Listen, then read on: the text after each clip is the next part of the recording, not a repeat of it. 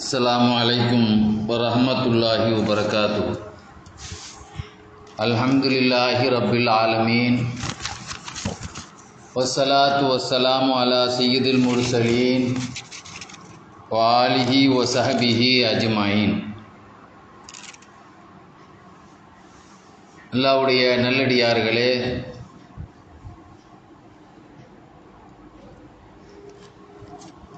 பெருமானார் ஸல்லல்லாஹு அலைஹி வஸல்லம் அவர்களுடைய உம்மத்தில் வாழ்ந்த இறைநேச செல்வர்களுடைய தொடர்களை நாம் தொடராக பதிவிட்டு வருகிறோம். இன்று நாம் ஒரு இறைநேசருடைய தர்பாருக்கு ஜியாரத்து செய்வதற்கு செல்கிறோம் என்றால், உலகத்தினுடைய எந்த ஒரு நோக்கம் இல்லாமல் அவர்களுடைய பரக்கத்துகளை பாக்கியங்களை பெற வேண்டும் என்ற ஒரு நோக்கத்தை தவிர, அதற்காக நாம் கார்களை பிடிச்சி வெளிநாட்டுக்கு போகக்கூடிய விமானத்துக்கு விசா எடுத்துலாம் போய் என்ன செய்கிறாங்க, வெளிநாட்டில் போய் ஜியாரத்து பண்ணுறவங்களாம் இருக்கிறாங்க. பகதாதுக்கு போகிறவங்க இருக்கிறாங்க, மிஸ்ருக்கு போகிறவங்க, லெபனான் ஷாபாக்களுடைய மசார்கள், சிரியா போன்ற இன்றைக்கி உம்ராவுக்கு போகக்கூடியவங்க அதுக்கு ஜியாரத்துலேயும் சேர்ந்துக்கிறாங்க, பல லட்சங்களை கொடுத்து சேர்ந்துக்கிறாங்க. ஆக வழிமார்களுடைய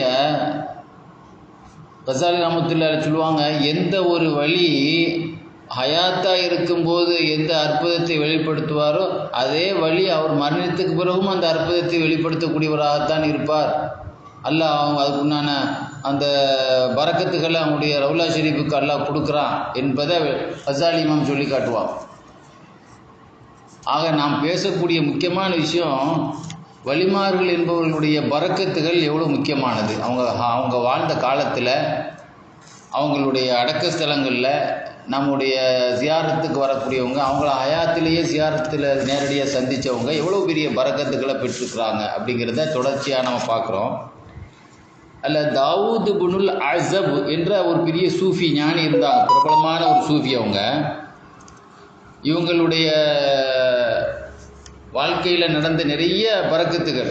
அதில் ஒரு செய்தி என்ன அப்படின்னா, இவங்க காலத்தில் ஒரு தம்பதியினர்களுக்கு ஒரு குழந்தை பிறந்துச்சு. அந்த குழந்தை கை கால் வளைஞ்சி போயிருந்துச்சு, கோணலாக வளைஞ்சி போயிருந்துச்சு. அந்த பிள்ளையினுடைய இந்த பிள்ளைய ஏற்றுக்கிற மாட்டேன் அப்படின்ட்டான். இந்த பிள்ளைய ஏற்றுக்கிற மாட்டேன்ட்டான். அப்போ அவங்களுடைய அந்த பிள்ளையினுடைய தாயார் மனசு நொந்து போய் மகான் தாவூத் இப்னுல் அஸப் அவங்கள்ட்ட சொன்னாங்க. உடனே அவளை கூப்பிட்டு வான்னு சொன்னாங்க. கூப்பிட்டு வந்தவர் சொன்னாங்க, நான் சரி செய்து தந்தால் நீ ஏற்றுக்கிறியான்னாங்க. உனக்கு பிரச்சனை என்ன? இப்போ உன் புள்ள கை கால் வளைஞ்சி போய் இருக்கிறது தானே பிரச்சனை, நாளைக்கு காலம் புள்ள தூக்கிட்டு அலையணுங்கிறது தானே.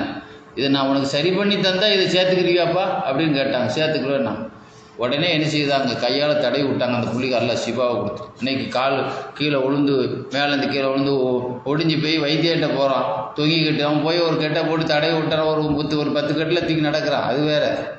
ஆனால் பிறக்கும் போதே ஊனமாக பிறந்த பிள்ளைய ஊனத்தை சரி பண்ணுங்கிறது அது வைத்தியனால் செய்யப்படக்கூடியது இல்லை, அது அல்லாஹ்வுடைய வல்லமையால் செய்யப்பட வேண்டிய ஒரு அற்புதம். அவங்களுடைய பரக்கத்தினால, அந்த கையுடைய பரக்கத்தினால அந்த பிள்ளைய குழந்தைகளையும் சரி பண்ணி கொடுத்தாங்க. ஆனால் அன்னைக்கு அந்த காலத்தில் அப்படி சிலவங்க ஆப்ரேஷன் மூலமாக பண்ணணும். அப்படி படம் ஆப்ரேஷன் பண்ணாமல் ஆப்ரேஷன் பண்ண வேண்டிய ஒன்றை கையால் சரி பண்ணுறதுக்கு ஒரு பெரிய விஷயம் தானே. அப்படியே ஆப்ரேஷன் பண்ணால் கூட அந்த பழைய இயற்கையாக உள்ள ஆள்மாரி இருக்கும்னா ஒரு வித்தியாசம் தெரியத்தான் செய்யும். ஏன்னா அது மாதிரி ஒரு பெண்ணை, ஒரு முஸ்லீமான பிள்ளைய ஒருத்தன் கற்பழிச்சு போட்டான் அந்த காலத்தில், இவங்க மகானுடைய காலத்தில். அப்போ இவங்க இந்த நிலையில் அவருடைய தாய், அவருடைய வாப்பா வேற ஒரு மாப்பிள்ளையை கல்யாணம் முடிச்சு கொடுத்துட்டாங்க. இருந்தாலும் அந்த அவங்களோட தாயாருக்கு ஒரு பயம் இருந்துச்சு. கணவனுக்கு தெரிஞ்சிச்சுன்னா இந்த பிள்ளையுடைய வாழ்க்கை போயிருமே. ஏன்னா இன்னைக்கு அது நிறைய டெஸ்ட்டுகள், நிறைய மருத்துவ வளர்ச்சிகள் நிறைய வந்துருச்சு. ஏன்னா நிறைய கருக்கலைப்பு உண்டான சாதனங்கள், அதுக்குண்டான மெடிசன்கள், எவ்வளோ விஷயங்கள் சுத்தம் எல்லாம் வந்துருச்சு. அது அந்த காலங்கிறது அப்படி எதுவுமே இல்லாத ஒரு காலம். இந்த நிலையில் ஏதாவது வகையில் அந்த புள்ள குழந்தை உண்டாயிருச்சுன்னா அப்போ அவங்களுக்கு தெரிஞ்சு போயிருமா இல்லையா. கற்பழிக்கப்பட்டவங்க இன்றைக்கி ஒரு இடத்துல ஒரு தப்பு நடந்தால் உடனே கவர்மெண்ட்டு அவனே செய்யுது, ஆஸ்பத்திரியில் கொண்டு போய் என்ன செய்யுது, மருத்துவ பரிசோதனை செய்ய கொண்டு போயிடுவாங்க. அப்படி தானே நடக்குது. அப்போ இந்த மாதிரி அவர் கல்யாணம் முடித்து கொடுத்துட்டாலும் அவருக்கு அம்மாவுக்கு பயம் இருந்துச்சு. அவர் போய் சொன்னாங்க, இந்த மாதிரி எனக்கு பயம் இருக்குது, அவள் அடுத்த கனவு தெரிஞ்சுட்டா என்ன ஆகுதுன்னு. உடனே என்ன செய்தாங்க, அவங்க என்ன செய்தாங்களோ அந்த பிள்ளையை அங்கே கொண்டு வர சொன்னாங்க. வந்துட்டு அந்த பெண்ணை பார்க்கத்தான் செய்தாங்களாம். அந்த பிள்ளையை பார்த்த உடனே வயத்தில் உள்ள அந்த சிசு கீழே இறங்கிட்டு கரு களைஞ்சிட்டு, அப்போ கரு பிடிச்சிருக்கு போல தெரியுது. ரெண்டாவது அந்த பெண் வந்து கன்னி பெண்ணாக மாறிட்டான். கல்யாணம் முடிக்கிறதுக்கு முந்தைய கற்பழிக்கு முந்தைய சாதாரணமாக அதுரான்னு எழுதுகிற அரபின்னு சொன்னால் ஒரு கன்னி பெண்ணாகவே முதல்ல ஒரு இருந்த மாதிரியா இவங்களுடைய துவா பறக்கத்தினால் ஆயிடுச்சின்னு எழுதுறாங்க. இது ஒரு அவங்களுடைய பறக்கத்து. இது சாதாரணமாக நடக்கிற விஷயமா? அது சாத்தியம் இல்லாத ஒன்று. இதெல்லாம் துவாவில் தான் நடக்கும். அது மாதிரி எழுதுவாங்க இவங்களுடைய அற்புதங்களில். அது மாதிரி அல்லாமா ஷர்பீனி ஹிஜ்ரி 927ஆம் ஆண்டு வாழ்ந்தவங்க. இவங்க ஒரு பெரிய அகப்பார்வை உள்ளவங்க. தன்னுடைய மரணத்தை முன்னாலேயே டேட்டை சொல்லிட்டாங்க. சொல்லிக்கிட்டே இருப்பாங்க அடிக்கடி. ரஜப் 28 ஏன்னா அல்லாவுடைய அடியார ஒரு ஆள் ரஜப் 28 இறப்பார். ரஜப் டேட்னு அந்த வருஷத்தை சொல்லலை, அரபி மாதத்தை மட்டும் சொல்லிகிட்டு இருந்தாங்க. அல்லாவுடைய அடியாரில் ஒரு ஆள் ரஜப் 28 ஒப்பாத்தாகிடுவார் அப்படின்னு பார்க்கும்போதெல்லாம் அதிகமாக சொல்லிகிட்டே இருந்தாங்களாம். அது யாரையோ ஒரு ஆள் சொல்கிறாங்கன்னு நினச்சிட்டு இருந்தாங்க. ஆனால் இவங்க அந்த ஹிஜ்ரி 927 ஒப்பாத்தான பிறகு தான் நம்ம ஷேகு தன்னுடைய மரணத்தை தான் சொன்னாங்கிறது அப்போ தான் வழங்கிக்கிட்டாங்க. அவ்வளோ பெரிய ஒரு அகப்பாரி உள்ளவங்க. நிறைய பேர் என்ன சொல்லுவாங்க, எனக்கு கல்யாணம் நடந்த நாள், எனக்கு இத்தனை வருஷம் கல்யாண நாள், அதான் சொல்லிகிட்டே அலைவான். நீங்கள் சொல்லிகிட்டே எதை சொல்லிகிட்டே அலைவான், எனக்கு கல்யாண நாள் வருது, எனக்கு பிறந்த நாள் வருதுன்னு தான் சொல்லிகிட்டே அலைவான். யாரும் தான் சொல்லிகிட்டே இருப்பாங்க.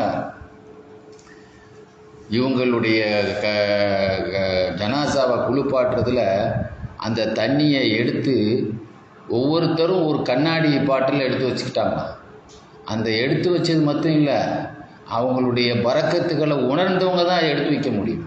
எடுத்து வச்சு கண்ணு தெரியாதவர் கண்ணுக்கு மருந்தாகும், குஷ்டம் பிடிச்சவர் அதுக்கு ஒரு தைலம் மாதிரி, இதே மாதிரி வேறு நோய் உள்ளவர் அவர் அதுக்கு. ஆக என்னதுக்கெல்லாம் அது போட்டாங்களோ அவங்கவுங்களுக்கு அந்த நோய், அவங்க எந்த வியாதியில் இருக்காங்களோ அந்த நோய் அவங்களுக்கு குணம் கிடைச்சிதான்.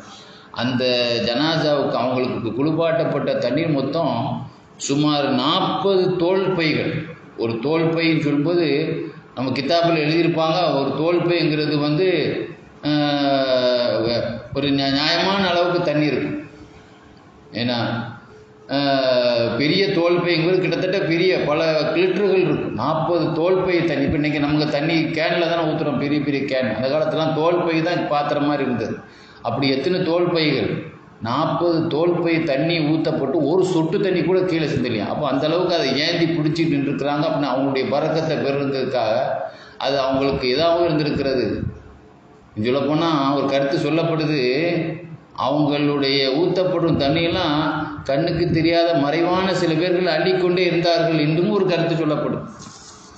அப்போ அப்படிப்பட்ட ஒரு பாக்கியமான அவங்களுடைய பரக்கத்துக்களை அவங்களுடைய அவங்களுடைய முரீதீன்கள், சீடர்கள், அவங்களுடைய ரசிகர்கள் சொல்லுவோம்ல முரீதீன்கள், அவங்க பிரியர்கள். ஏன்னா அதை ஒரு சொட்டு கூட கீழே என்ன செய்யலை, சிந்த விடாமல் அதை கண்ணாடி பாட்டல்கள் எடுத்து வச்சு அதை என்ன செய்தாங்க, தங்களுடைய நோய்க்கு நிவாரணத்துக்காக பயன்படுத்தினார்கள் என்று எழுதி காட்டுவாங்க. அதே மாதிரி அல்லாமா அப்துல் வஹாப் ஷாரானி ஆன்மீகத்தை பற்றி பேசினாலே ஷாரானி இமாம் இல்லாமல் ஆன்மீகமே இல்லை. எப்படி சூப்பர் ஸ்டார்னு சொல்லுவோமா இல்லையா, அது மாதிரி ஆன்மீக சூப்பர் ஸ்டார் அவங்க. அந்த அளவுக்கு ஒரு கலையில் வந்து ஆன்மீகத்தில் அவங்க தான் ஸ்டார். அப்படிப்பட்ட ஒரு பெரிய பாக்கியத்தை பெற்றவங்க, ஹிஜ்ரி 900 வாழ்ந்தவங்க. அவங்க வந்து அவங்களுக்கு உஸ்தாதுன்னு அவங்க பாடம் படித்தாலும் எவ்வளோ பெரிய ஆளாக இருப்பாங்க. அவங்க பேர் தான் முகமது இப்னு அனான். இதுதான் ஷாரான் இமாமுடைய உஸ்தாத். இவங்க ஒரு சமயம் என்ன செய்தாங்க,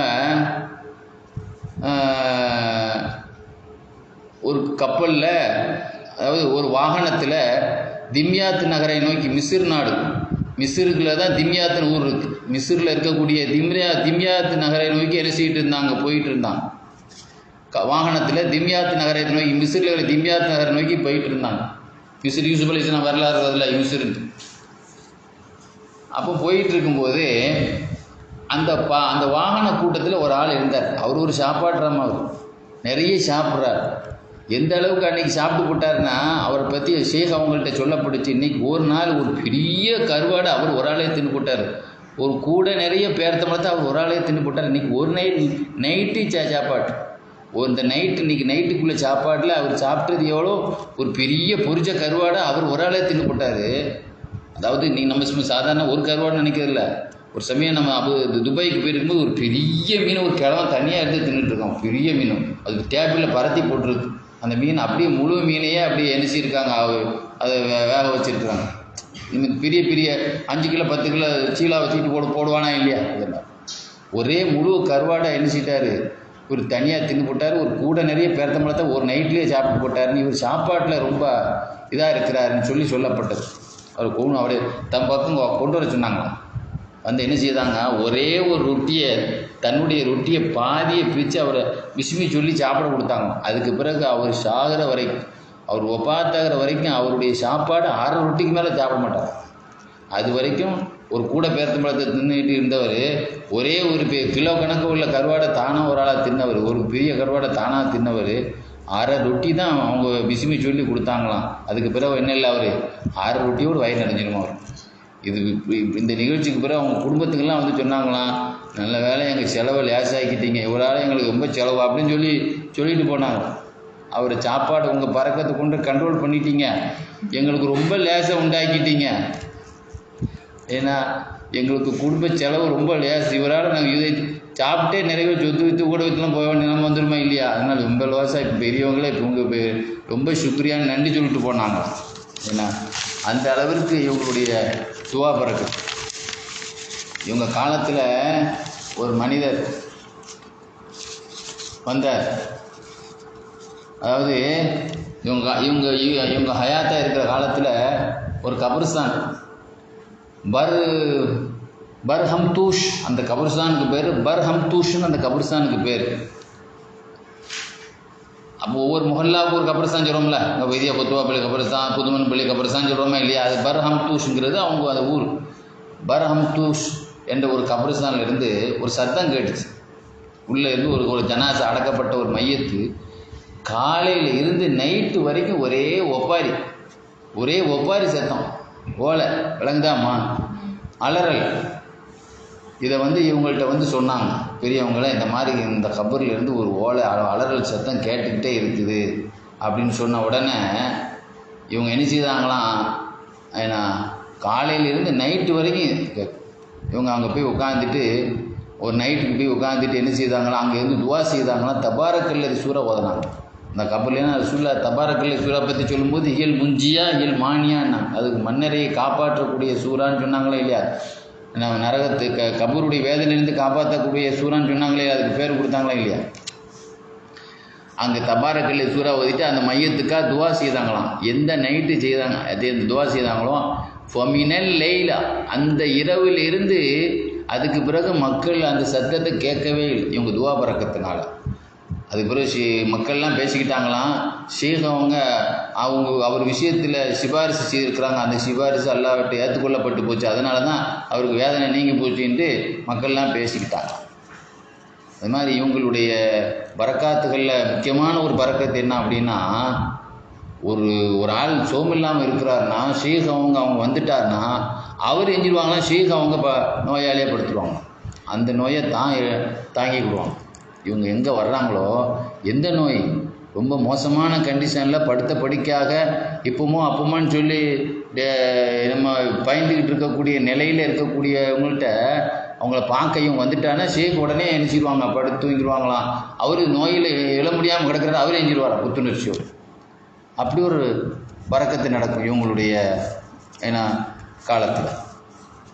அதுபோல் இன்னொரு மகானை பற்றி எழுதுவாங்க, யூசுப் நபான் ரஹ்மத்துல்லாஹி அலைஹி, அவங்க பேர் முஹம்மது நகஇ. அவங்க பேர், அவங்க ஒரு பெரிய தொட்டதெல்லாம் தொடங்கக்கூடிய ஒரு அதிர்ஷ்ட அவளியாகும். சில பேர் கால் இடம் வாங்கினா அது உடனே விலை போக ஆரம்பிச்சோம். நம்மளாம் இடம் வாங்கினா உடனே விலை போயிடுது, கீழே போயிடுது. ஆனால் அவங்க எங்கே போய் நுழையிறாங்களோ அதெல்லாம் அந்த இடமெல்லாம் ரொம்ப பறக்கத்தாயிடும். காடாக வாங்கினா அது உடனே சிட்டியாக மாறிடும். அந்த மாதிரி ஒரு அதிர்ஷ்ட அவளியாகும். முஹம்மது நகஇ ரலியல்லாஹு இருக்காங்களே, இவங்க என்ன இது இல்லை, அது பின்னால் அந்த செய்தி வருது. இது முஹம்மது நகஇ அவங்கள பற்றி எழுதப்படக்கூடியது என்ன அப்படின்னா, இவங்க என்ன செய்தாங்கன்னா ஒரு மரத்தை நட்டினாங்க.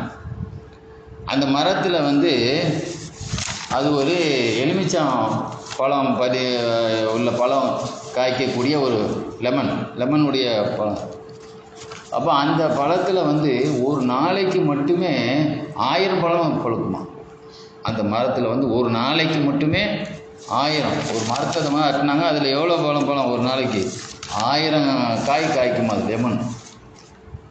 ரெண்டாவது, அந்த பழத்துக்கு வந்து மக்கள் மத்தியில் ரேட்டு ஜாஸ்தியாம், நல்ல விலை கொடுத்து வாங்குவாங்களாம். அந்த மாதிரி இந்த பெரியவங்களுடைய தோட்டத்தில் வந்ததா இல்லையா, அந்த பறக்கத்துக்காக வேண்டி. அப்போ ஒரு டெய்லி ஒரு நாளைக்கு 1000 பழங்கிறது எதுவுமே இருக்காது.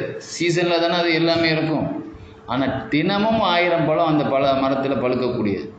இதனால் ஒரு திருட்டு கூட்டம் ஒரு நைட்டோ வந்து அந்த பழத்தை எடுக்கிறதுக்காக வந்தாங்க. வந்தவனுக்கு கண்ணு தெரியல போகிறது, பழத்தை ஃபுல்லாக பறித்து எடுத்துட்டான். போகும்போது கண்ணு தெரியல. ஷேக் அவங்க வந்துட்டாங்க. வந்த பிறகு அவங்கள்ட்ட மன்னிப்பு கேட்டாங்க. மன்னிப்பு கேட்டு உறுதிமொழி எடுத்தாங்க, இனிமேல் திரும்ப வரமாட்டேன்னு சத்தியம்தான். அதுக்கு பிறகு அவன் பாவம் மன்னிப்பு தேட்ட பிறகு தான் அவன் துவா பறக்கத்தை கொண்டு அவனுக்கு பார்வை கிடைச்சி திரும்ப போனான். அப்படி ஒரு அற்புதமான ஒரு பெரியவங்க. நான் முதல்ல சொன்ன ஒரு அதிர்ஷ்டமான, அது பின்னால் வருது, நம்ம அதை மாற்றி சொல்லிட்டோம். அடுத்து முஹம்மது இப்னு அப்துல்லா துஹ்னி, யமன் நாட்டில் இருக்கக்கூடிய துஹுனாங்கிறது ஒரு அந்த யமனில் இருக்கக்கூடிய ஒரு கிராமம். அந்த ஊரை சார்ந்தவங்க தான் முஹம்மது இப்னு அப்துல்லா துஹ்னி ரலியல்லாஹு தஆலா. ஏன்னா இவங்க ரொம்ப சொல்லுவாங்க, நான் ரொம்ப கஷ்டப்பட்டோம், குடும்பமே ரொம்ப வறுமையில் ரொம்ப கஷ்டப்பட்டாங்க. பெரியவங்க இருக்காங்களே, அவங்க துவாவுடைய சக்தி இருந்தாலும் அந்த விதியை பொருந்திக்கிடுவாங்க. அல்லாவுடைய விதியில் வந்து என்ன தான் தாங்கி பார்ப்போமே, நம்ம போட்டு பார்ப்போமே, அல்லாவுடைய அந்த எதிர்நீச்சல் போட்டு பார்ப்போமேன்னு தாங்குவாங்க. என்ன அவன் தந்ததே அவனே அந்த கஷ்டத்தை தூக்கணும்னு நினைப்பாங்க. அப்போ அதனால் ரொம்ப கஷ்டம் தாங்க முடியாமல் ஒரு வியாபாரிகிட்ட போய் கொஞ்சம் கடன் கேட்க போனால் அவர் தரமாட்டேன்னு சொல்லிட்டார். இவங்க பெரியவங்க சொல்கிறாங்க, முஹம்மது இப்னு அப்துல்லா துஹ்னி சொல்கிறாங்க, நான் உடனே என் மகன்கிட்ட சொன்னேன், மகனே ரசூலுல்லாஹ்வுடைய அப்போ எனக்கு ஒரு ஹதீஸ் ஞாபகம் வந்துச்சு. ரசூலுல்லாஹ் ஒரு ஹதீஸ் சொல்லியிருக்கிறாங்க, அதாவது மா பைன துலூஇல் ஃபஜ்ரி வ துலூஇ ஷம்ஸி சாஅத்துன் தஷ்பஹு சாஅத்துல் ஜன்னா லா யுரத்து ஃபீஹா துஆவ். அதாவது சுபுகு உதித்ததிலிருந்து சூரியன் உதிக்கிற வரைக்கும், சூரியன் உதிக்கிற வரைக்கும் ஏன்னா உள்ள நேரத்தில் ஒரு நேரம் இருக்கிறது, உள்ள நேரம் இருக்குல்ல, சூரியன் உதிக்கிறது சூரியன் உதிக்கிறதுக்குள்ள இடப்பட்டு இருக்குல்ல, இந்த நேரம் சொர்க்கத்து நேரங்களுக்கு ஒப்பான நேரம். சொர்க்கத்தில் எதை கேட்டாலும் கிடைக்கும். அதே மாதிரி இந்த சுபுவுக்கு பிறகு நம்ம நிறைய பேர் சுபுவுக்கு பிடிச்ச பிறகு இருந்துச்சா நமக்கு அந்த பறக்கத்தை போயிட இருந்ததுனால தான் பறக்கத்தை நம்ம விட்டு தடுத்து நம்ம அதிகமாக இருக்கணும். அப்போ அந்த நேரம் முழுவதும் சொர்க்கத்தினுடைய நேரங்களுக்கு ஒப்பான நேரங்கள் அப்படின்னு ரசூலுல்லாஹ் சொல்லியிருக்கிறாங்க. அதனால ஏன் அடுத்தவன்கிட்ட போய் கடனை போய் கேட்போம், நம்ம இந்த நேரத்தில் அல்லாட்ட கேட்போம் அப்படின்னு சொல்லி, மகனே வா நம்ம துவாவில் ஈடுபடுவோம் அப்படின்னு சொல்லி, ஒரு நாள் இல்லை 2 நாள் ஒரே நாள்லேயே எதிர்பார்க்கக்கூடாது. ஏன்னா நம்ம என்ன வச்சாலா அல்லாட்ட உடனே தர்றது எதிர்பார்க்கறதுக்கு. உடனே ஒரு அரசாங்கத்தில் ஒரு விஷயத்தை கோரிக்கை வைக்கிறதே தொடர்ந்து போராடுறான், போய் 5வது 6வது தான் கிடைக்கும். அப்போ அல்லாட்ட வந்து நம்ம துவாவை அல்லாஹ் கேட்க ரசிக்கிறான். அதனால தான் நம்ம இன்னைக்கு தொடர்ந்து கேட்குறோம். 7வது நாள் சொல்லுவாங்க, அதான் அதிர்ஷ்டங்கிறது. ஏன்னா நான் பாத்ரூமுக்கு குளிக்க போனேன், ஒரு சுவருக்கு பின்னால் அந்த சுவரில் உள்ள ஒரு பகுதி அப்படியே பிளந்து அப்படியே தங்க காசாக கொட்டு கிடக்குது. அது ஒரு சுவருக்கு பின்னால் குளிக்க போனேன், அந்த சுவரில் உள்ள ஒரு பகுதி ஏன்னா ஒரு பள்ளம் என்ன சொல்லுவோம்ல, அங்கே இருக்கக்கூடிய ஒரு பகுதி அது வந்து திறந்து கிடக்கு. இந்த ஒரு வெடிச்சு அதில் தங்க காசுக்காக நினச்சிது குமிஞ்சு கிடக்கு. நான் உடனே கண்ணை பொத்திட்டேன், ஆண்டவனே இதை நாடலை, நான் இந்த காசையெல்லாம் நான் நாடலை, எனக்கு கஷ்டம் போகணும் அவ்வளோதான் அப்படின்னா. எவ்வளோ பெரிய விஷயம் பாரு. பணத்துக்காக சில பேர் நாக்க தொங்க போட்டாலே எங்கேயாவது எவனா ஒருத்தன் என்ன சைடில் கிடப்பான்னு பறிச்சுட்டு ஓடலாமான்னு எல்லாம் கொட்டி காட்டினது கூட, ஆண்டவனே இந்த மாதிரிலாம் நான் நினைச்சல விரும்பலை, எனக்கு வறுமை அடைச்சா போதுன்னே அப்படின்னு கண்ணை புதிக்கிட்டேன். கண்ணை திறந்து கூட பார்க்கல. அப்புறம் திறந்து பார்த்தேன், அது மூடப்பட்டுச்சு. எது வந்து அங்கே அந்த இடத்துல பிளந்து போய் நின்று அந்த தங்க காசு கொட்டி கடைஞ்சோ அதை நினச்சி கண்ணை விட்டு மூடிட்டு. அப்போ என்ன செய்தேன், ஒரு ஆள் என்ன செய்தார், நான் யார்கிட்ட கடன் கேட்டேனோ அவர் தரமாட்டேன்னு சொன்னேன். அப்போ அதனால் 2வது திறந்து பார்க்குறேன், அது மூடப்பட்டு போச்சு. அது எப்படி வெடிச்சு வெண்ணிச்சு இல்லை, அது மூடப்பட்டு போச்சு. அப்போ யார்கிட்ட கடன் கேட்டோன்னு அதே ஆள் வந்து சொன்னார், நான் முஸ்தபா ஸல்லல்லாஹு அலைஹி வஸல்லத்தை கனவுல பார்த்தேன், அவங்க உங்களுக்கு 1000 வெள்ளி உங்களுக்கு என்ன செய்தாங்க, உங்களுக்கு கடனாக கொடுக்க சொன்னாங்க அப்படின்னு சொல்லி என்ன செய்தான் சொன்னான். ஆக இந்த இது எதை காட்டுதுன்னு சொன்னால், இதுக்கு பிறகு இந்த ஹதீஸ் நான் ஒரு இந்த ஹதீஸை தேடி பார்த்தேன், எங்கே இருக்குன்னா அல்லாமா அர்பஈனே ஆஜிரியா, அல்லாமா ஆஜிர் ரஹ்மத்துல்லாஹி அலைஹி எழுதிய 40 ஹதீஸ், அதில் நான் அந்த ஹதீஸை நான் பார்த்தேன்னு சொல்கிறான். எதுக்குன்னா இதை மாதிரி பரக்கத்தான நேரங்கள், பரக்கத்தான அந்த துவாக்கள் எவ்வளோ பெரிய இவங்களுடைய வலியுல்லாவுடைய பரக்கத்தை ஏற்படுத்தியிருக்குங்கிறத நம்மளால் புரிந்து கொள்ள முடியுது. அது மாதிரி ஹிஜ்ரி 798 வாழ்ந்த முஹம்மது இப்னு இஸ்மாயில் மக்தஷி ரஹ்மத்துல்லாஹி அலைஹி. ஏன்னா நம்ம எதுக்கு இந்த விஷயத்தை டேட்டை சொல்கிறோம்னா, இல்லைன்னா கதை அடித்து விட்றாருன்னு சொல்லிடுவான். அதனால தான் நம்ம டேட்டை போடுறோம், இவங்க எந்த காலத்தில் வாழ்ந்தவங்க, எந்த ஏன்னா ஒரு வரலாறுன்னு சொன்னால் அந்த வரலாறுக்கு நூற்றாண்டு வேணும், எந்த நூற்றாண்டில் வாழ்ந்த நாயகர் இவங்க அப்படிங்க தான் அதை அங்கீகரிக்கப்படும். ஏன்னா அதனால் ஹிஜ்ரி 700 நான் அந்த இடத்துல பதிவு செய்யலைன்னா அந்த வரலாறுலேயே அவங்களுடைய மரண டேட்டு எழுதப்படலை. அவங்க காலம் வரலாற்று ஆசிரியர்களுக்கே அது தெரியலைங்கிறத மட்டும்தான் நான் அதை என்ன செய்வேன் சொல்ல ஃபஸ்ட்டு நான் அதை தான் சொல்லுவேன்.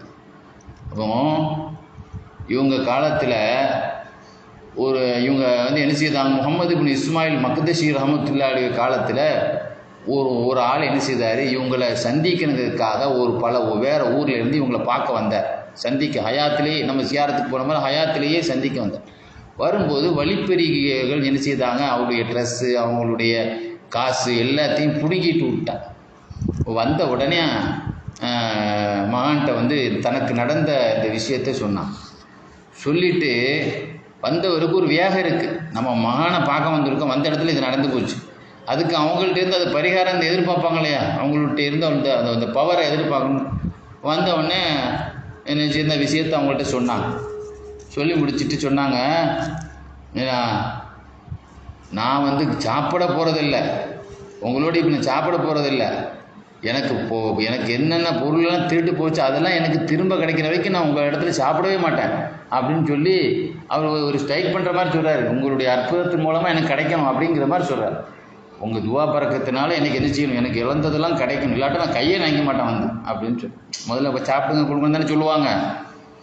உடனே என்ன செய்கிறாங்க, என்றைக்குமே வலிமார்கள் தன்னுடைய பவரை பணிவாக காட்டிக்கிட்டு தான் அற்புதத்தை வெளிப்படுத்த வைக்கப்பட்டு வேறு இடத்து மூலமாக காட்டுவாங்க. அது மாதிரி என்ன செய்தாங்க, மகான் முஹம்மது இப்னு இஸ்மாயில் மக்தஷி ரலியல்லாஹு என்ன பண்ணாங்க, அப்படியே தன்னுடைய வாப்பாவுடைய வாப்பா இருக்காங்களே, பாட்டனார் யூசுஃபுன்னுங்கிற பெரியவங்க அடங்கியிருக்காங்க, அவங்க இடத்துல கூப்பிட்டு வந்தாங்க. அந்த அற்புதத்தை அவங்கள்ட்டேருந்து வெளிப்பட்ட மாதிரி காட்டி தன்னை முன்னிலைப்படுத்தாமல் இருக்கிறது, இது அவங்களுடைய பணிவுங்கிறது. இப்போ இவங்க தான் இப்போ ஹீரோ, இப்போ இவங்களுடைய அற்புதத்தை எழுதப்பட்டிருக்கு, அதை வெளியே நம்ம பந்தா பண்ணக்கூடாதுங்கிறதுக்காக செய்வாங்க. பணிவை காட்டுறதுக்காக தங்களுடைய அப்பாவுடைய ரவுலா ஷெரீஃபை கூப்பிட்டு வந்தாங்க. ரொம்ப நேரம் கொஞ்சம் நேரம் பேசிட்டு சொன்னாங்க, கபருக்கு பின்னால் உள்ளதை, எங்கள் அப்பாவுடைய ரவுலா ஷெரீஃபுக்கு பின்னால் உள்ளதை நீ பார்த்தீங்களா அப்படின்னு கேட்டாங்க. நான் பார்க்கலையே, என்னை கூப்பிட்டு போய் அங்கே போய் பார்த்தா எந்த சாமான் போச்சோ அந்த சாமான் அப்படியே என் துணியோடு அது மேலே அந்த காசும் அப்படியே சுத்தப்பட்டு அப்படியே இருக்குது. எது திருடன்ட்ட பறி கொடுத்தேனோ அது அங்கேயே இருக்கு. ஆக இது யாருடைய பறக்கத்தாக எழுதுவாங்க, இது அவங்களுடைய பறக்கத்தில் அந்த செய்தியை எழுதி காட்டுவாங்க. அது மாதிரி ஹிஜ்ரி 447 வாழ்ந்தவங்க தான் முஹம்மது ஹனஃபி. இந்த முஹம்மது ஹனஃபி அவங்கள பற்றி கிட்டத்தட்ட ஒரு 7-8 பக்கத்துக்கு நிறைய எழுதுகிறாங்க. யூசுப் நபகான் இருக்காங்களே, தன்னுடைய களஞ்சியத்தில் அதிகமான பக்கமாக எழுதப்பட்ட அற்புதங்களில் முஹம்மது ஹனஃபி அவங்களும் வராங்க. பக்கமாக எழுதப்பட்டது முஹித்தீன் அப்துல் காதர் ஜீலானி அவங்களை எழுதியிருப்பாங்க. பெரிய தரீக்காவுடைய ஷேகுமார்களுக்கு பெருசாக நிறைய பக்கமாக எழுதியிருப்பாங்க. அதில் அதிகமான பக்கங்கள் எழுதப்பட்ட அற்புதங்களில் முஹம்மது ஹனஃபி அவங்களும் வராங்க. அதில் இவங்க ஒரு சமயம் தன்னுடைய தவச்சாலையில் உள்ளே தவம் இருப்பாங்கள்ல, அதில் ஒரு ஜன்னல் கூட கிடையாது, உள்ளே இருந்து தவம் செய்யிட்டு இருக்கும்போது திடீர்னு அவங்களுக்கு ஒரு நிலைமை, உடம்புல ஒரு நிலைமை ஏற்பட்டது. இன்னும் யாருக்கு என்னன்னு புரியல. ஒழுச்சிட்டு இருக்கும்போது தன்னுடைய செருப்பத்திக்கு எரிஞ்சாங்க. செருப்பத்திக்கு எரிஞ்சால் வெளியே போகிறதுக்கு ஜன்னல் கூட கிடையாது, ஆனால் அந்த செருப்பு ஆகாயத்தில் பறந்து போச்சு. ஏதோ தன்னுடைய செருப்பில் ஒரு செருப்பு தூக்கி அப்படி வீசினாங்க. திடீர்னு ஒழுங்கு செய்தாப்புல அவங்களுடைய உடம்புல ஒரு ஹாலத்து ஏற்பட்டது. அந்த நிலை என்ன நிலையில தெரியல. திடீர்னு ஒரு கோபம் வந்து ஏதோ ஒரு ஆளுக்கு ஒரு ஒரு ஆள் எதிர்க்கிறதுக்காகவே ஒரு உதவி செய்யறதுக்காக நம்ம ஆக்ஷன் கொடுப்போமா இல்லையா, அது மாதிரி செருப்பை தூக்கி திடீர்னு எரிஞ்சாங்க. அந்த செருப்பு வெளியில் வர்றதுக்கு அந்த தவச்சாலையில் ஒரு ஜன்னல் கூட கிடையாது. அப்போ அது வந்து வெளியே வந்தால் தானே வெளியே ஆகாயத்தில் போகணும். ஆனால் வெளியே ஆகாயத்தில் பறந்து போச்சு. இவங்க வீசின செருப்பு ஆகாயத்தில் வெளியே காதை தோண்டு பார்த்தா வெளியே பறந்து போகுது. ஏன்னா அவங்க வீசினது உள்ளே இருந்தான். போயிட்டு ரொம்ப நாள் கழிச்சு அப்போ அந்த ஒரு செருப்பை சொன்னாங்களாம் அங்கே இருக்கக்கூடிய பணியாளர்கிட்ட, இதை வச்சுக்கோ, இதனுடைய ஜோடி வந்த பிறகு தா அப்படின்னு சொல்லி இருக்கிற ஒரு செருப்பை கையில் கொடுத்துருந்தாங்க. அப்போ ரொம்ப நாள் கழிச்சு ஒரு மனிதர் வந்தார். அதனுடைய வரும்போது இவங்க எந்த செருப்பு எரிஞ்சாங்களோ அந்த செருப்பையும் தூக்கிட்டு வர்றாரு. நிறைய ஸ்வீட்டு எல்லாம் வெளியூருக்கு போனால் பண்டம்லாம் வாங்கிட்டு வருவோமா இல்லையா, அதாவது அன்பளிப்புகளையும் வாங்கிட்டு பழங்கள்லாம் வாங்கிட்டு வருவோம். அது மாதிரி அன்பளிப்போடு என்ன செய்தார் வர்றாரு. எங்கேருந்து வர்றாரு? சிரியாவிலேருந்து வர்றாரு. எங்கேருந்து வர்றாரு? சிரியாவிலேருந்து வர்றாரு. அவங்க சொன்னாங்களாம், இப்போ குருவே ஜஸாக்கல்லாஹ் அன்னி ஹைரா, அல்லாஹ் உங்களுக்கு நல்ல கூலியை தரட்டும். ஏன்னா ஒரு திருட்டு பைய என்னை கீழே மலத்தி போட்டு என் நெஞ்சுக்கு மேலே என்னை அறுக்கிறதுக்காக உட்காந்துருந்தான். அப்பொழுது அந்த செருப்பு வந்து அவன் மேலே விழுந்ததில் அப்படி மயங்கி விழுந்துட்டான். செருப்பு மேலே இருந்தவங்களும் ஒருத்தங்க மயக்கத்தை உண்டாக்கிறார். அந்த இடத்துல செருப்பு முதல்ல இங்கேருந்து சிரியாவுக்கு பறக்குமா? இது அல்லாஹ்வுடைய. ஏன்னா அலம் தர கைஃப சூறாவில் சொல்லும்போது ஒரு வானத்திலிருந்து சின்ன சின்ன 3 கல்லை பொடி கல்லை தீக்கிட்டு அந்த அபாபில் பறவை ஏன்னா கீழே எரிஞ்சிச்சு. ஒன்று வாயிலிருந்து மற்ற ரெக்கையிலிருந்து. ஆனால் அது எதாகி போச்சு, ஒரு பெரிய அணுகுண்டு வேலையை செய்துச்சா இல்லையா? அது மாதிரி அல்லாஹ்வுடைய வல்லமையை பெற்றவங்க வலிமார்கள். அவங்க நீட்டும் கரமாக, அவங்க பார்க்கும் பார்வையாக நான் அது இருக்கிறேன்னு சொல்லி புகாரி ஷரீஃபிலேயே ரசூலுல்லாஹ் அல்லாஹ் சொல்வதாக சொல்லி காட்டினாங்க. நல்லடியார்கள் வணக்கத்தை கொண்டு அவர்கள் பேசும் நாவாக நான் இருக்கிறேன், அவங்க நீட்டும் கரமாக இருக்கிறேன். இந்த ஹதீஸுடைய கருத்தை நாம் விளங்கிக்கிட்டாலே இதெல்லாம் வந்து அல்லாஹ்வுடைய வேலை என்பதுதான் நம்ம விளங்கும். ஆக இந்த செருப்பு விழுந்தவொடனே அவன் நினச்சி அவன் மயங்கிட்டான். அதனால தான் நான் நினச்சேன் உங்கள் பறக்கத்தினால நஜ்ஜானி அல்லாஹு பி பறக்கத்திக்கு, நம்ம பேசுகிறதே அவங்களுடைய பறக்கத்தான். உங்கள் பறக்கத்தை வச்சு தான் நான் நினச்சேன். அப்போ அந்த செருப்பில் என்ன பேரை எழுதியிருக்கு. இப்போ அவங்கவுங்களுக்கு சிக்னல் தெரிஞ்சிடும். பாம்பின் கால் பாம்பரின்னு சொல்லுவாங்க. பாம்பின் கால் பாம்பரியும். அப்போ இது யாருடைய இதுங்கிறது, ஷேகுடைய இதுங்கிறது அவங்க புரியவே எங்கேயும் கரெக்டாக என்ன செய்கிறாங்க, கொண்டு வந்துட்டாங்க. அது மாதிரி முஹம்மது இப்னு ஈசா ஸைலஇ ரலியல்லாஹு அன்ஹு, இவங்க ஹிஜ்ரி 787 வாழ்ந்தவங்க. அவங்க ஊரில் ஒரு பள்ளியாசல் ஒன்று கட்டினாங்க. அவங்க ஊரில் ஒரு பள்ளியாசல் ஒன்று கட்டும் பொழுது ஒரு ஆள் உயரமான இடத்துலேருந்து கீழே விழுந்துட்டார். சில பேர் வந்து கம்பு சாரம்லாம் போட்டு தானே இன்றைக்கி வந்து இருக்கிறாங்க. கம்பெல்லாம் கட்டி சாரம் போட்டு தானே நிற்கிறாங்க எல்லோரும். உயரமாக கட்டிடம் உயர்த்திட்டே போகும்போது மேலே வரைக்கும் அதுக்குண்டான பாதுகாப்போடு இருந்துப்போம். ஒரு ஆள் மேலேருந்து கீழே விழுந்ததில் ஒரு கால் அவருடைய கழுத்து முறிஞ்சிடுச்சு. பேர் கழுத்து முடிஞ்சிட்டாலே மூத்தாவே போயிடுவாங்க. ஏன்னா உடனே அவரை தூக்கிட்டு வந்தாங்க. பிடரியில் அடி வாங்கிட்டாலே அது வந்து என்ன ஆயிரும், உயிருக்கு ஆபத்தாயிரும். அப்போ அவர் ஷேக்கிட்ட தூக்கிட்டு வந்தாங்க. வந்த உடனே அந்த தன்னுடைய கையால் இப்போ மசஹா எதிகி இப்போ தஃபலா, ஏன்னா அவங்க மேலே என்ன செய்தாங்க, அந்த கழுத்தில் வந்து துப்பி ஏன்னா கையால் தடவி கொடுத்தாங்க. உடனே அந்த மாதிரி காயமே இல்லாத அளவுக்கு எஞ்சி 2 கடலுக்கு மேலே ஏறி கட்டிகிட்டு இருந்தாங்க. அடுத்த நொடியில் மூச்சு பேச்சு இல்லாமல் தூக்கிட்டு வந்தவரை உடனே அவங்களுடைய உமிழ் நீரை தடவி விட்டு தடவின உடனே அடுத்து எஞ்சி அவர் வேண்டாம் கட்டுமானத்தில் ஈடுபட்டு விட்டா என்று எழுதி காட்டுறார். ஏன்னா அதே மாதிரி இவங்க மகானுடைய மகன், ஒரு வாலிப பருவத்தில் இருக்கக்கூடிய மகானுடைய மகன் ஒரு வாழ்வீச்சு. அந்த காலத்தில் வந்து அரபு நாடுகளில் வந்து வாழ்வீச்சு இருந்தது. கிராமங்களில் வந்து வாழ்வீச்சு சண்டை நடந்தது. அதாவது இந்த இது நடக்கும்ல, வாழ்வீச்சு போட்டி நடக்குமா இல்லையா, அது மாதிரி கிராம போட்டிகளில் ஒரு வாழ்வீச்சு பயிற்சி போட்டி நடந்தது. அதில் நம்ம மகானுடைய மகன் வந்து இந்த வாழ்வீச்சு நடந்ததில் வந்து ஒரு ஆளுடைய கண்ணு பிதுங்கி கண்ணு வெளியே வந்துட்டு பட்டு, இந்த வேடிக்கை பார்த்து நிற்பாங்களா இல்லையா, அதில் கண்ணு பிதுங்கி வந்த உடனே மாணவடத்தில் இந்த விஷயம் உங்களுக்கு கேள்விப்பட்ட உடனே நேராக அங்கே வந்து அந்த பையனை அழைச்சி அது வரத்த ஐன ஊஃபி மௌலிகா, அந்த கண்ணை நம்ம ஹதீஸில் வந்திருக்கு. ரசூலுல்லாஹ் உஹது போர்க்களத்தில் கதாதத்து இப்னு நுஅமான் தான், நாயகமே இந்த கண்ணால் உங்களை பாதுகாத்துட்டு இருந்தேன், அந்த கண்ணை உங்கள் கண்ணில் விழுதக்கூடாது, என் கண்ணால் உங்கள் கண்ணை பாதுகாத்தேன், கண் வந்து பிதுங்கி அப்படி கண்ணத்தில் தொங்கிட்டு உங்கள் கண்ணில் விழ வேண்டிய அம்பு என் கண்ணில் விழுந்துட்டு நான் இப்போ தான் கல்யாணம் முடிச்சிருக்கேன். ஏன்னா இது மாதிரி என்னுடைய குறைவுள்ள உறுப்பு ஆளாக இருந்தால் என்னுடைய மணிகள் என்னை ஏற்றுக்கிடுவாங்கன்னு தெரியல, நானே பெண்ணோடு வாழணும்னு ஆசைப்படுறவன் அப்படின்னு சொன்ன உடனே ஸல்லல்லாஹு அலைஹி வஸல்லம் அப்படி அந்த தேய்ச்சி மூஞ்சி தடவி விட்டாங்கன்னு வருதா இல்லையா, அதே மாதிரி அற்புதத்தை இவங்க என்ன செய்தாங்க. அது இந்த இடத்துல என்ன செய்வோம் பசக்க அலைகா, அந்த கண்ணில் என்ன செய்தாங்க, அந்த பிரிங்கி வந்த கண்ணை வந்துட்டு அந்த இடத்துல உமிழ்ந்தார்கள். ஆதத்து கமாக்கான, அது எப்படி இருந்ததோ அதே போல் ஆகிவிட்டது என்று என்ன செய்தாங்க எழுதி காட்டுறாங்க. ஏன்னா அதுபோல் முஹம்மது தௌஅனி இவங்கள தான் நான் சொன்னேன், ஒரு அதிர்ஷ்டமான அவளியான்னு சொன்னேன். இவங்க காடை வாங்கினா அது சிட்டி ஆயிருக்கணும்னா இல்லையா, அதுதான் அந்த பேரை மாற்றி சொல்லி தான் இவங்க தான் அந்த பேர். முஹம்மது தௌஅனி சூஃபி யமன் நாட்டை சார்ந்தவங்க. 720 வாழ்ந்தவங்க. இவங்க வந்து ஒரு காட்டில் வந்து தங்கிட்டாலே அங்கே நதிகள் எல்லாம் உருவாயிருக்கும். அது தண்ணியெல்லாம் அப்படி பீரிட்டு வந்து சில நேரத்தில் நதி ஒரு பாறை வெடித்து கூட நதி வர ஊர்லாம் இருக்குது. எங்கேருந்து நதி வேணா தெரியாது.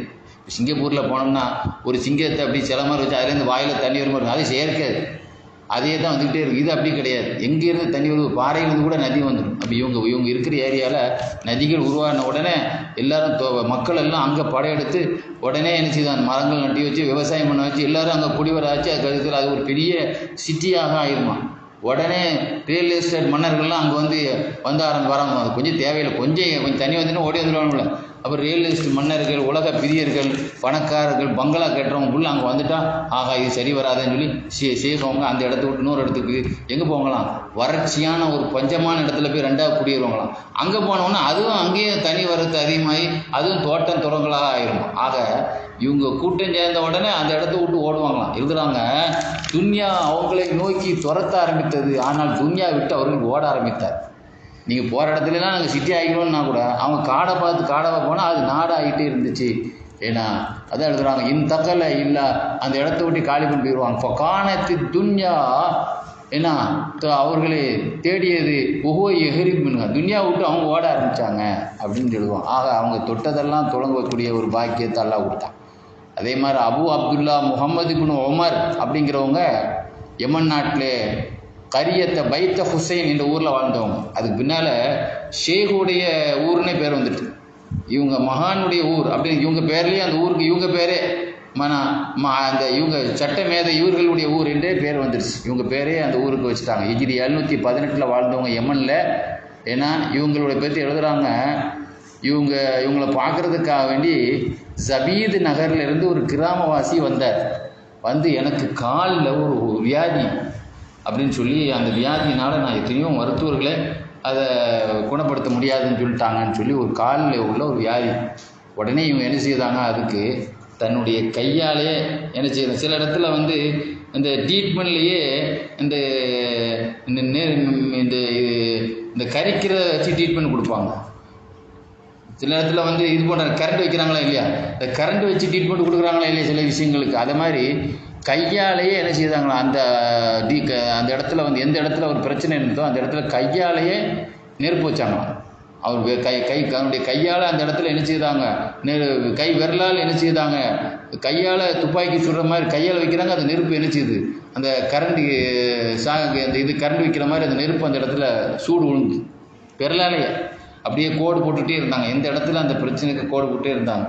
சொன்னாங்க, ஹயாத் இருக்கிற வரைக்கும் திரும்ப பிரச்சனையும் இங்கே வராது, இந்த இடத்துல பிரச்சனையே வர்றீங்க, ஹயாத்தில் வரைக்கும் எனக்கு திரும்ப வராதுப்பா அப்படின்னா.